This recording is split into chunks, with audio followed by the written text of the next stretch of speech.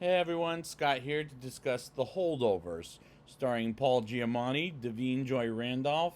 and Dominic Sessa, directed by Alexander Payne. Before I get into this movie, I have seen it before, but I thought about maybe doing Sideways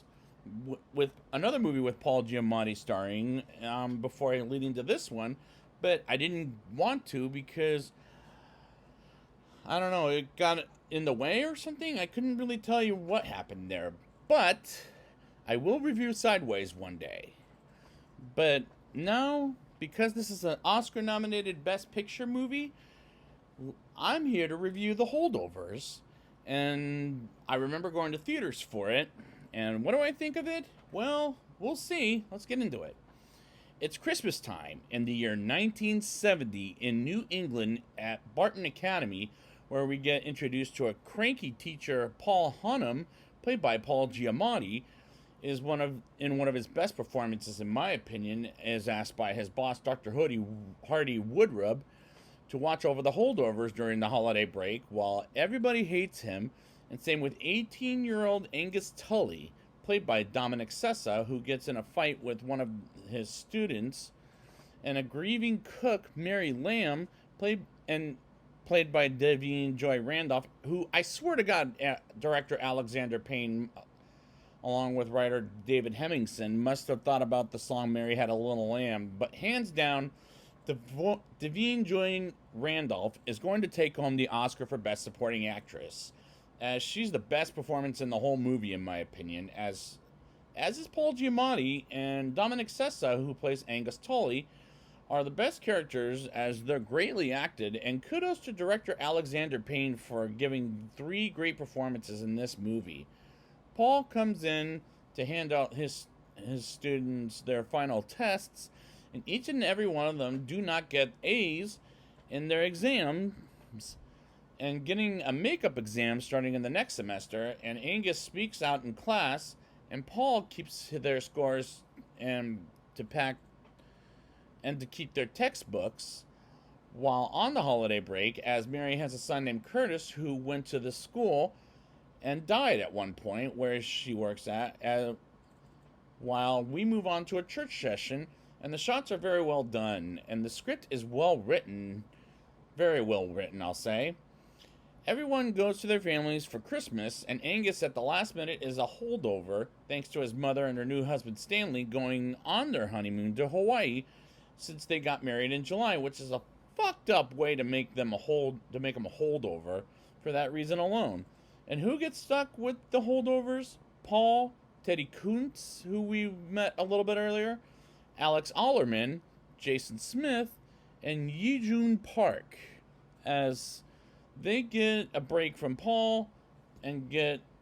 introduced to one another and see their Christmas tree is taken from their campus. And I like these holdovers, including Paul, Mary, and another character named Danny,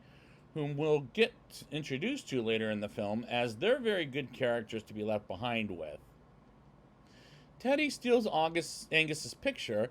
and torments him as they fight, and Paul asks who did it, as no one confesses, and the definition for not confessing until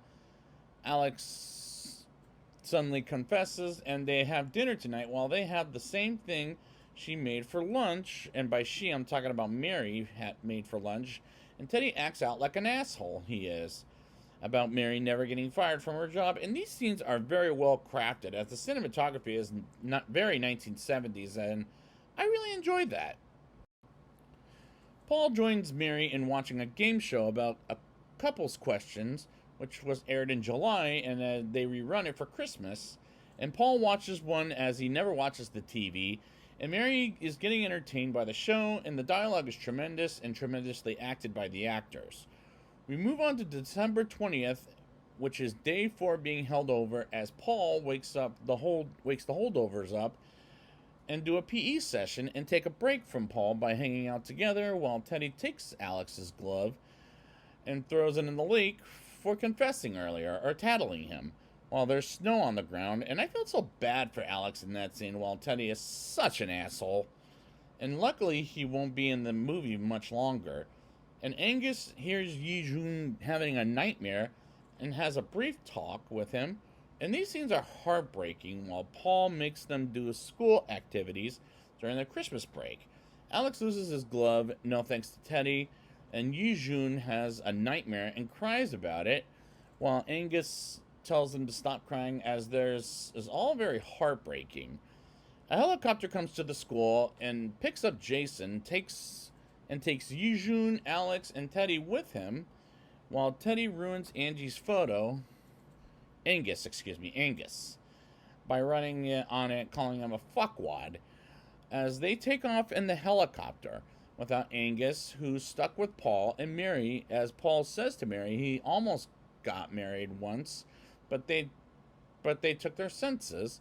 and he likes to be alone like a monk, as he doesn't leave campus very often, as Angus takes the keys from Paul while he's asleep and eats ice cream at the cafeteria in the middle of the night. And I used to do that kind of thing, so that rang true,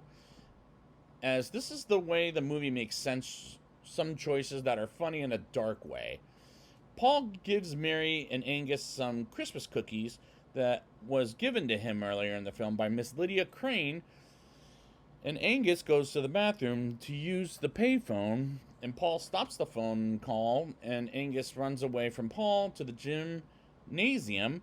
and dislocates his shoulder in the gym, where it's off limits, and Paul takes Angus to the hospital, and the doctors dislocate Angus's shoulder back to normal, and they go to a restaurant where they bump into Miss Crane, remember her, and have a cheeseburger, as he goes to the Angus goes to the restroom, and Paul and Miss Crane talk about how Dr. Woodruff has his head up his ass. And when Angus gets out of the bathroom to play some pinball, while some assholes, one with an attitude problem and one with a hook on his hand, and Paul buys beers for the assholes, and these scenes are working for me, as it's a hell of a lot of fun along with the movie from start to finish. They get back the next day, and Danny comes to them as well as Mary, while he explains somebody vomit in the gym as Paul throws a football kind of terribly, and Paul and Mary make food for the Christmas party Miss Crane invited them, as well as Angus at one point. And he wants to go, but Paul doesn't want to go, nor does he want Angus to go either. But Mary talks him into it, and they get to Miss Crane's party, as she introduces Angus to her niece Elise, which is funny because it rhymes, and they have fun by getting to know her and do some finger painting as they briefly kiss, while Mary and Danny are there, and Mary is in charge of the music, and Danny cheers her up, and someone asks her, and he asks her for her beautiful smile, and she gives it, and some dumbass asks her to play something different, and she gets defensive as Paul just sits there and chats with Miss Crane for a little bit after she kissed him with the mistletoe on top of them, and he sees Miss Crane has a boyfriend of some kind, and out of the blue, Angus interrupts by telling something is wrong with Mary, and she cries while Danny is there, and Angus and Paul come in, as she said about Curtis, because remember, he died before the movie ever started, and they cheer her up and talk privately and lead the party, and Paul says something about Angus's father, and he says he's dead, and there is something wrong with Paul, as he had a rough childhood. I mean, Jesus. And these scenes definitely engaged me into the movie, I'll say. It's Christmas Day, and Paul wakes up to get a Christmas tree and looks for Angus, and eventually does find him and brings him and Mary to the lunchroom and open presents, as they get the same book from Paul, and Angus gets a Christmas card as well as some money, and Mary gets a bottle of wine, and we move on to Christmas night and have a Christmas dinner that Angus never had before family style, while he usually gets Uncle's, which I'm not familiar with the place, and Paul says he'll do anything for them and this holiday season, and takes Angus to Boston, Massachusetts to have a real Christmas,